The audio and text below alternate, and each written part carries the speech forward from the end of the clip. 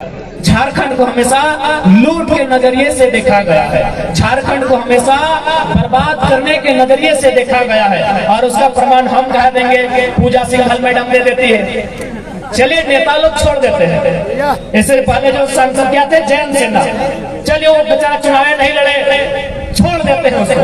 हालांकि बरसठ को कंपनी में टाइप है, हाँ जितना कमाए एक दिन हिसाब तो होगा ही, छोड़ देते हैं नेता लोग को। लेकिन नेता लोग को होता ये चोट, IAS पूजा सिंघल, DC छवि रंजन, कितना करोड़ का घोटाला गिनती नहीं।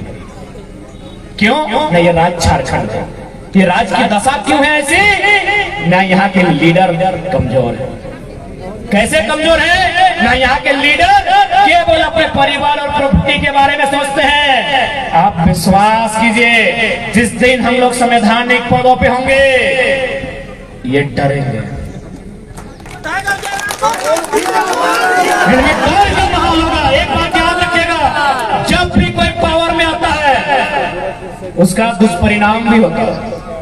कोई पावर में आए उसका दुष्परिणाम होता है। लेकिन हाँ, अगर हम लोग पावर में आएंगे दुष्परिणाम होगा, लेकिन किनका होगा मालूम है?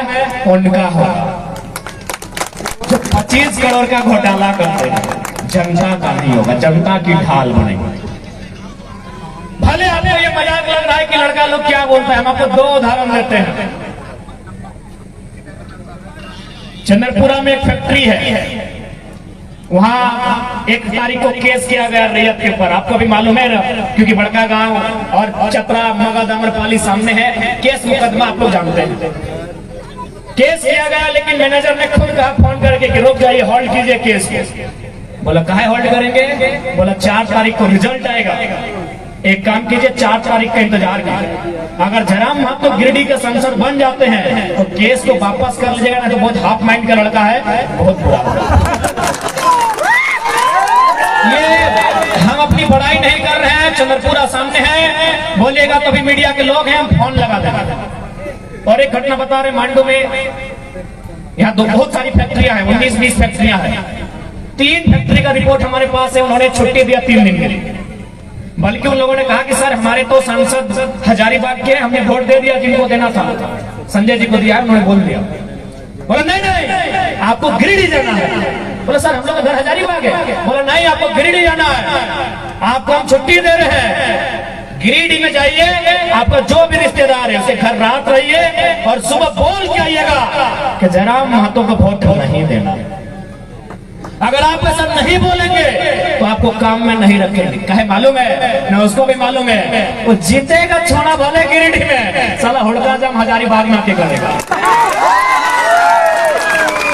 यदि आपको तो ये रुतबा हम लोग बनाए हैं, इसलिए अगर हम लोग आते हैं सत्ता में तो नो डाउट कुछ तो होगा, लेकिन उनके सब कुछ होगा उस राज को लूटने के लिए। जीतेगा। और ये कहने की आवश्यकता नहीं है, नॉमिनेशन के दिन ही हमने आपको प्रमाण दे दिया है। जिस दिन हमारा नॉमिनेशन हो रहा था 3000 पुलिस गई थी। यहाँ भी पुलिस के साथी आए हैं, क्योंकि हमारा जो केस था वो राज्य सरकार का केस था। यदि हमको अरेस्ट करना था तो झारखंड की पुलिस आती, वहां CRPF गई थी।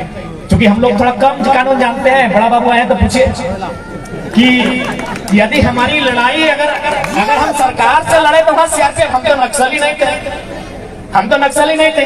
CRPF क्यों गए थे? यानी उनको ये कि मेंटली इस लड़के को मेंटली डिस्टर्ब कीजिए कि चुनाव में उतरे ही नहीं। हमने कहा भैया जो होगा देखा जाएगा। इतना प्रेशर किया गया, आपसे छुपा नहीं है। मेरा 10 दिन का नुकसान भी हुआ था। संजय जी बोलते रह गए कि 2 दिन सभा करना है, 10 दिन हमारा नुकसान हुआ। अगर उस 10 दिन हम बाहर होते हैं तो हजारीबाग में भी रिजल्ट करते हैं और गिरिडीह तो जीत के दिखाते। मालूम है, इस घटनाक्रम के बीच एक IPS हमसे मिलने आए, उन्होंने एक ही लाइन कहा कि तुम जो काम करने जा रहे हो बहुत रिस्की है, बहुत चैलेंजिंग है, तुमको मेरा आशीर्वाद है, लेकिन एक बात है, तुम्हारे आने से सिस्टम में हड़कंप,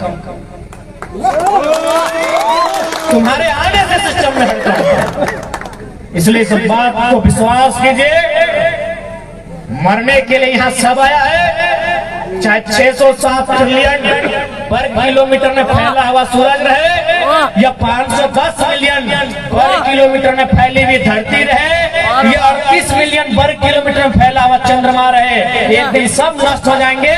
हम भी जब नष्ट होंगे तो डरते किसी से नहीं है। सामने वाला आईएएस रहे चाहे आईपीएस रहे, अगर ईमानदार है तो नमस्कार है, और यदि वो राष्ट्र का गद्दार है, यदि वो राष्ट्र का गद्दार है जैसे डीसी छवि रंजन, तो छोड़ेंगे नहीं। हाँ, पुलिस वाले भैया डीसी छवि रंजन गुंडा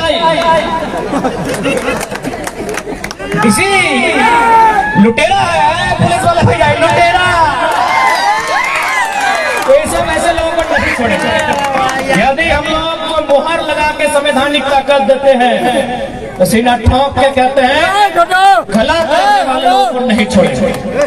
जो ईमानदार होंगे, अगर वो एक चपरासी भी होगा तो नमस्कार होगा, अगर वो ईमानदार होगा, अगर वो चपरासी भी होगा, अगर वो जमादार होगा, अगर वो हवलदार होगा तो हम लोग हाथ जोड़ के नमस्कार करेंगे। लेकिन वो गद्दार होगा तो चाहे वो आईएएस रहे चाहे आईपीएस पक्ष से नहीं रहेंगे। इसलिए आज आपसे हम लोग ये नौजवानों का टुकड़ी, ये नौजवानों का दल आपसे एक बार ये उम्मीद लेके आया है कि आप हमें एक बार अवसर दीजिए। इस राज्य की दिशा और दशा को बदलने का काम ये नया पीढ़ी करेगी।